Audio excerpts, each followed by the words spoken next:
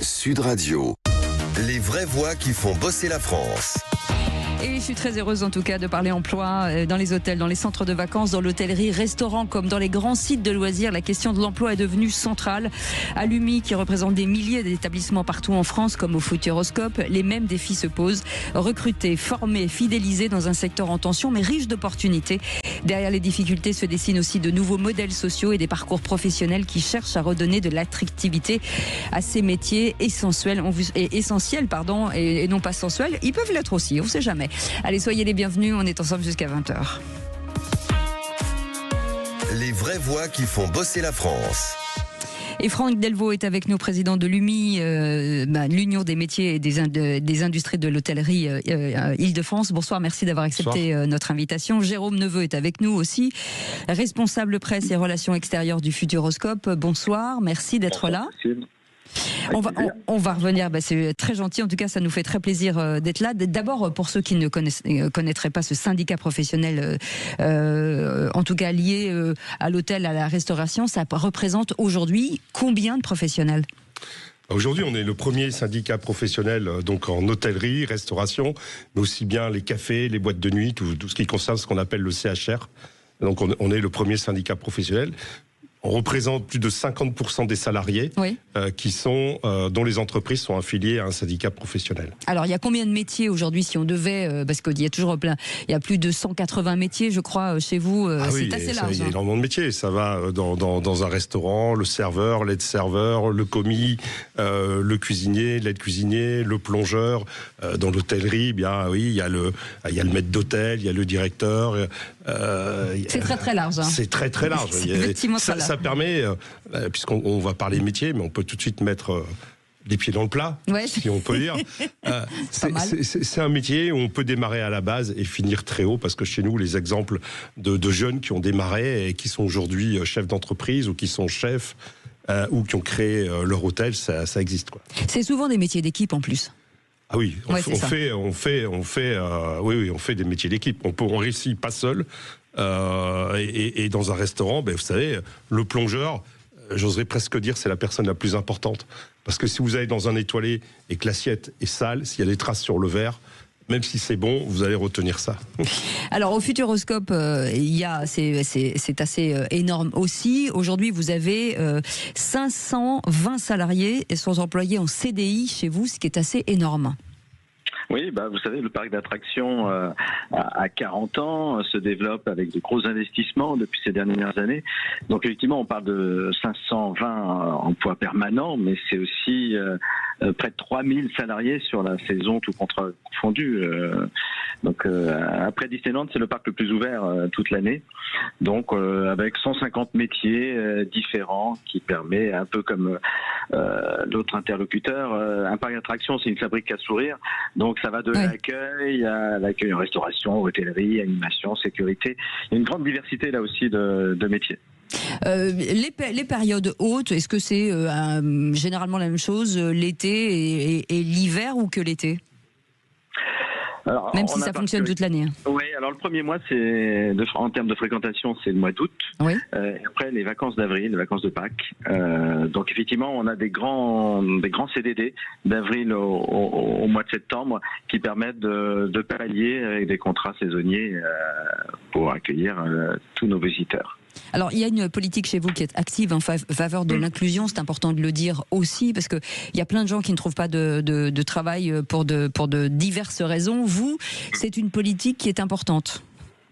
Oui, ça fait partie de ce qu'on appelle aujourd'hui la marque employeur. Effectivement, pour attirer de nouveaux profils, on communique sur nos valeurs environnementales notamment, mais l'inclusion fait partie aussi pleinement de notre politique de recrutement. Et d'ailleurs, on a vraiment fait un virage en termes de communication de recrutement, justement pour de manière très offensive, pour donner envie et faire comprendre ce qu'est aujourd'hui, ce que sont d'ailleurs les métiers du tourisme.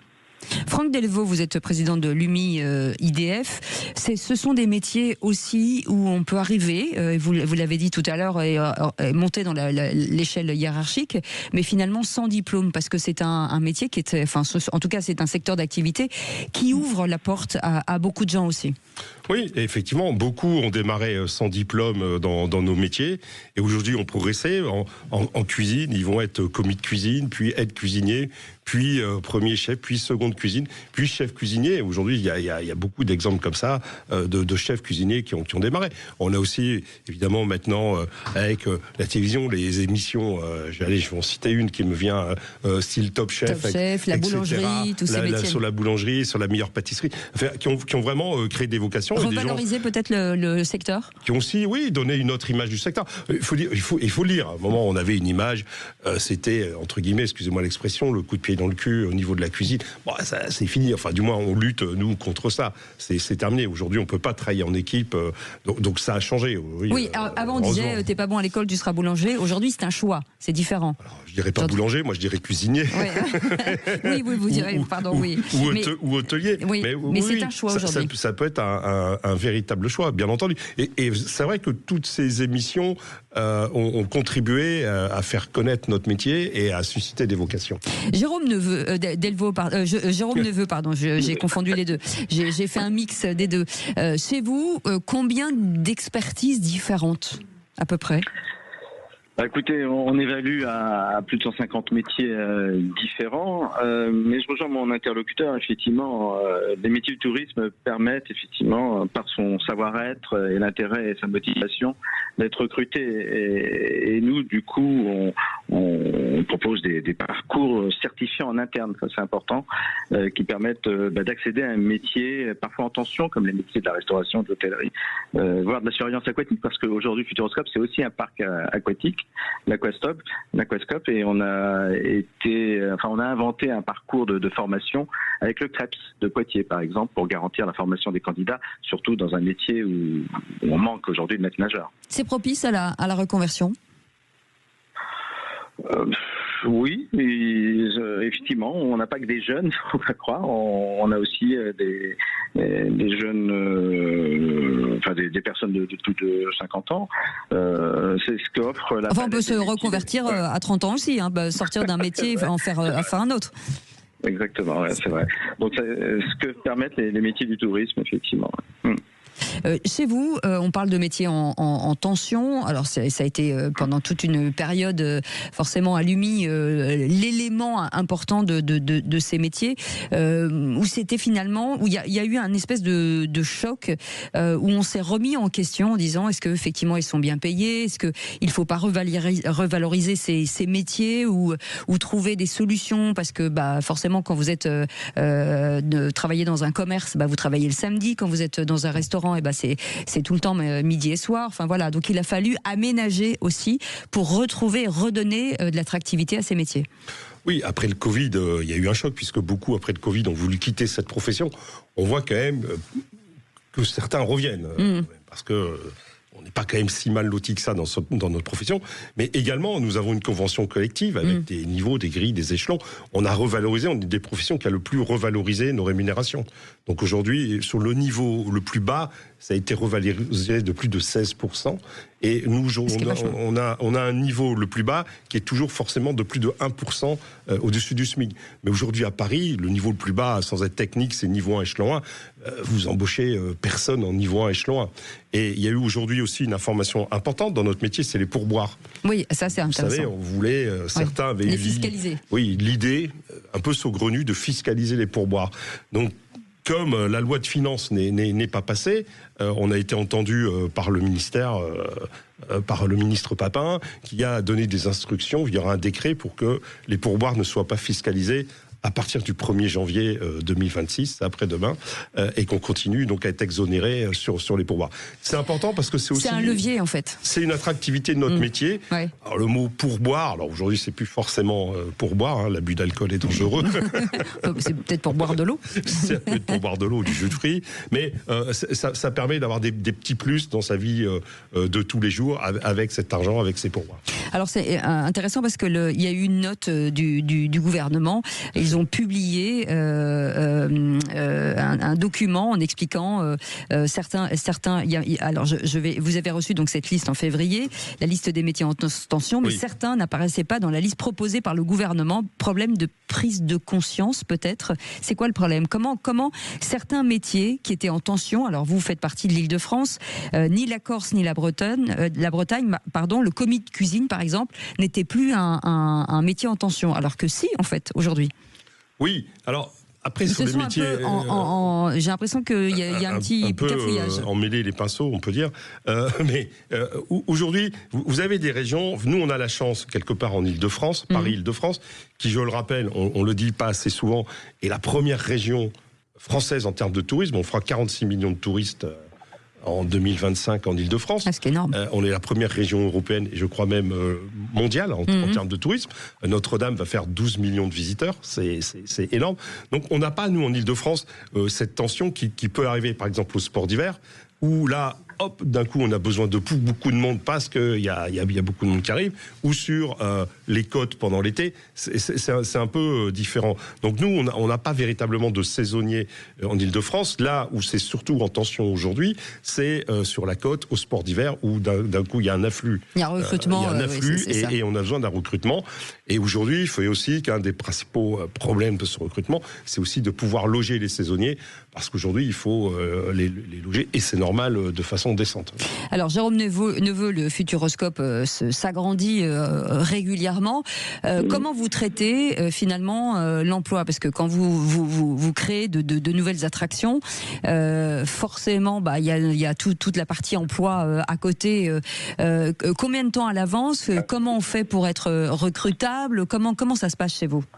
Vous avez raison, parce que notre plan d'investissement a été rapide. Oui. Rien que pour l'Aquascope, notre parc aquatique, il a fallu recruter en 18 mois, et en les formant auparavant avec le CREPS, comme je le disais tout à l'heure, une centaine d'emplois.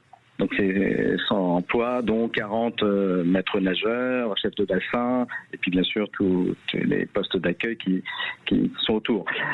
On a ouvert 2 hôtels thématisés, donc là c'est tout de suite 50 personnes en plus, et on va annoncer en janvier un nouveau plan d'investissement avec un hôtel de 200 chambres, un nouveau restaurant de 400 places, une nouvelle attraction. Une attraction à sensation, c'est en moyenne entre 40 et 50 emplois. Donc on est le premier employeur privé de la Vienne, et nous continuons à être attractifs. Alors on a la chance d'avoir un bassin, un vivier d'étudiants, puisque Poitiers est une ville universitaire, absolument. Avec plus de 20 000 étudiants actuellement. Donc ça nous permet aussi de répondre à notre demande. Notre force, c'est aussi d'être attractif. Un parc d'attractions, c'est quand même un lieu enthousiasmant, un lieu où les gens s'amusent. Donc avec en plus une belle image de développement qu'est le parc aujourd'hui, on a un peu moins de difficultés que dans d'autres secteurs. Oui, absolument. Allez, vous restez avec nous, on va faire une petite pause et on revient juste dans un instant. Et si vous avez à proposer vos CV, vous n'hésitez pas, 0826 300 300. Aude, voilà, elle est recruteuse ce soir jusqu'à 20h. Allez, soyez les bienvenus. On revient dans un instant. Sud Radio. Parlons vrai. Sud Radio. Parlons vrai. Les vraies voix qui font bosser la France. Et eux, ils font bosser la France. Moi, je vous le dis. Franck Delvaux est avec nous, président de l'UMI-IDF, l'Union des métiers et des industries de l'hôtellerie. Et Jérôme Neveu, responsable presse et relations extérieures du Futuroscope. Si vous allez à Poitiers, allez-y. Vous allez voir, c'est un moment de plaisir absolu. Je vais revenir avec vous, Franck Delvaux. Forcément, les commerces ont tellement souffert ces dernières années, parce que là, on est bien entendu à la veille du 31 décembre avec l'image des magasins cassés, l'image de tout un tas de choses. Il y a énormément de restaurants qui ont fermé, qui continuent à fermer, surtout en Île-de-France, puisque Paris a changé. Donc forcément, on a mis beaucoup de voies piétonnes, donc forcément moins de trafic. Donc voilà. Donc il y a beaucoup de commerçants aujourd'hui, un petit peu partout en France, qui ferment. Or vous êtes l'Île-de-France, c'est pour ça que je me concentre un petit peu ici. Qu'est-ce qu'on peut faire ? Comment expliquer aujourd'hui que ça continue, en tout cas, que les commerçants, en tout cas les restaurateurs, continuent à fermer leurs portes?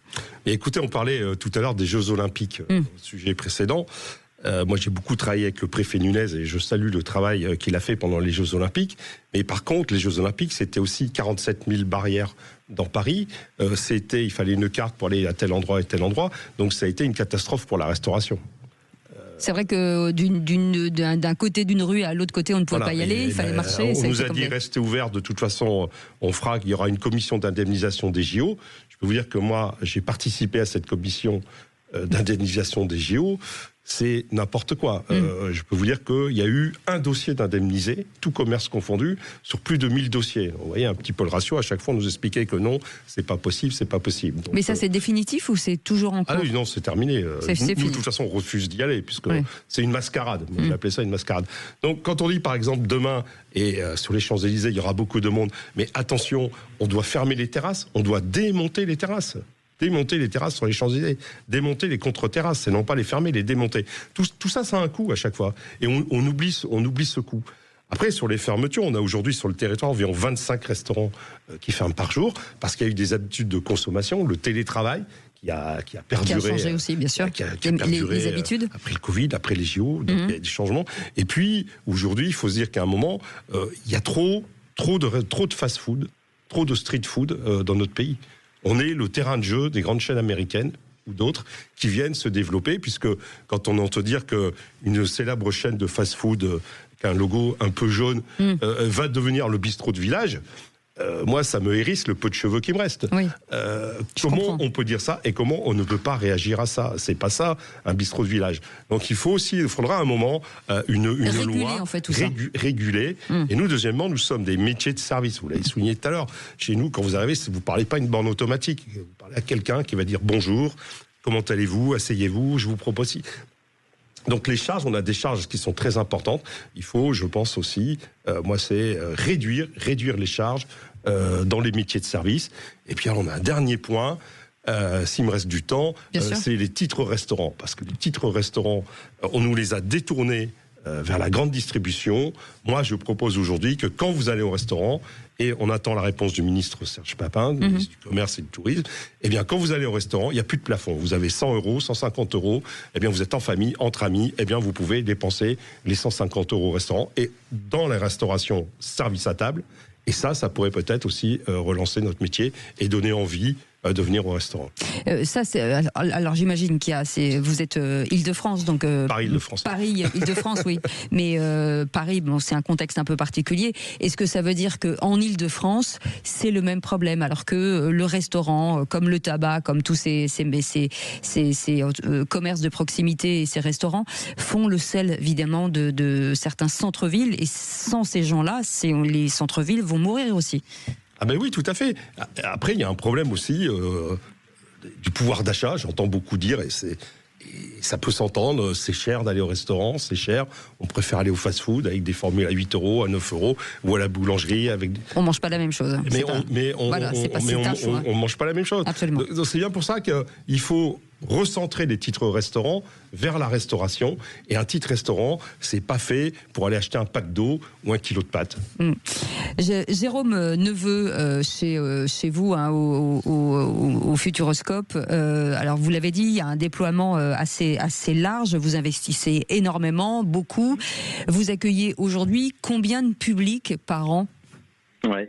Le parc d'attraction du Futuroscope, le resort Futuroscope Experience, accueille aujourd'hui 2,6 millions de visiteurs, ce qui est une performance dans le département où nous sommes, qui était un département rural, qui fêtera d'ailleurs son 40e anniversaire en 2027.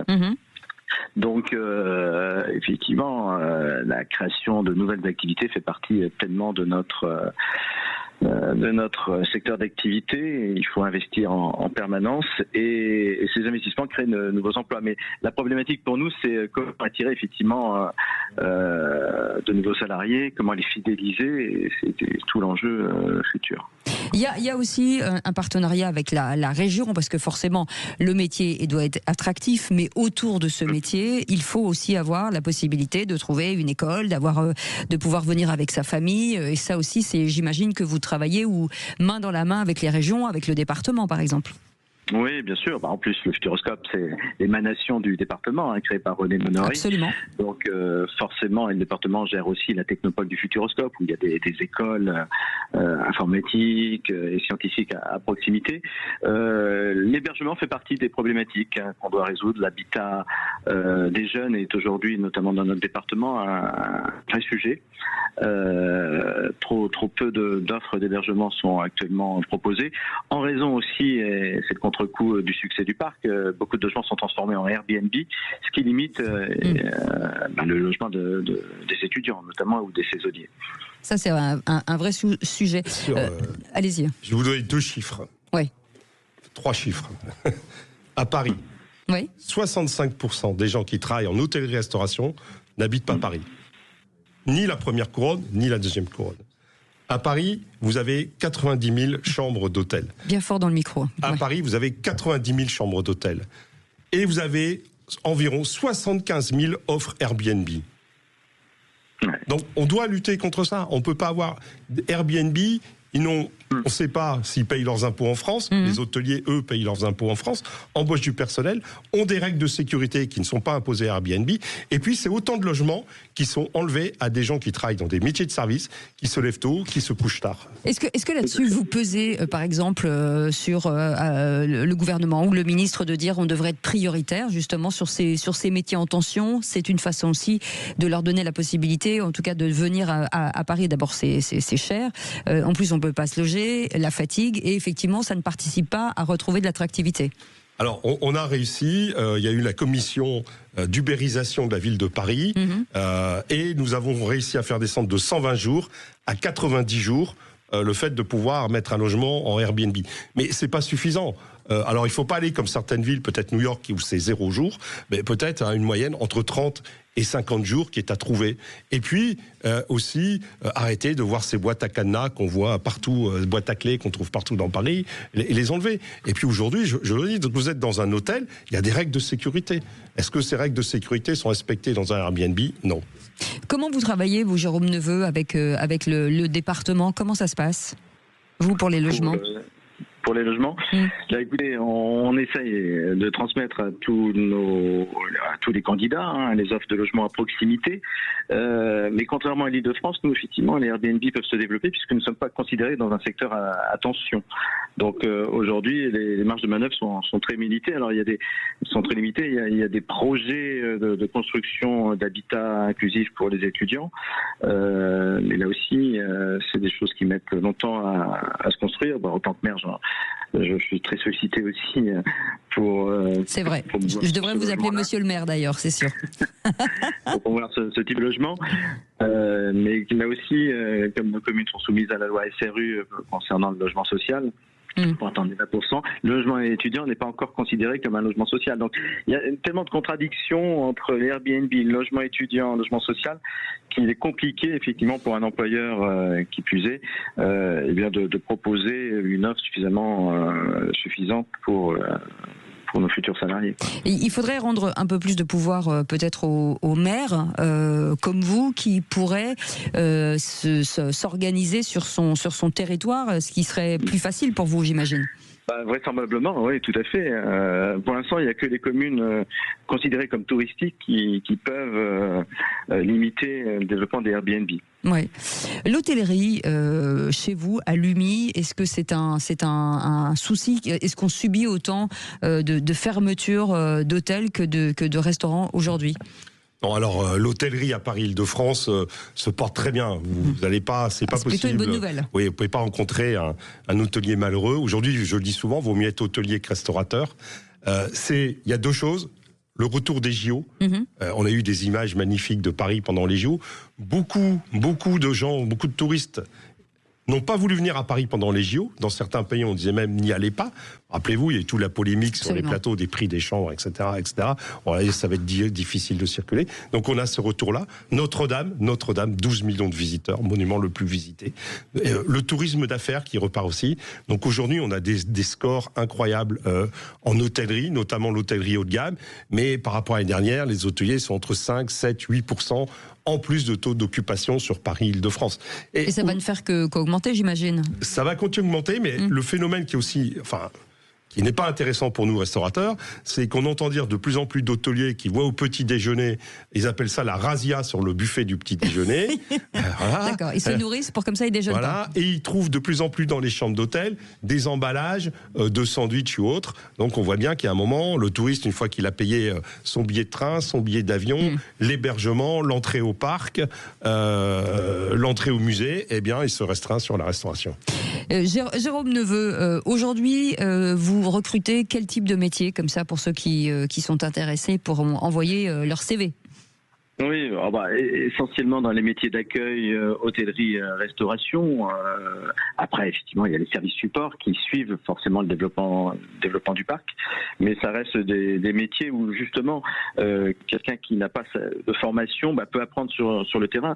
On a une politique, c'est ce qu'on appelle le recrutement par habileté, c'est-à-dire on ne recrute pas sur CV, ni sur les diplômes, mais sur le savoir-être et l'intérêt que les gens ont pour le poste.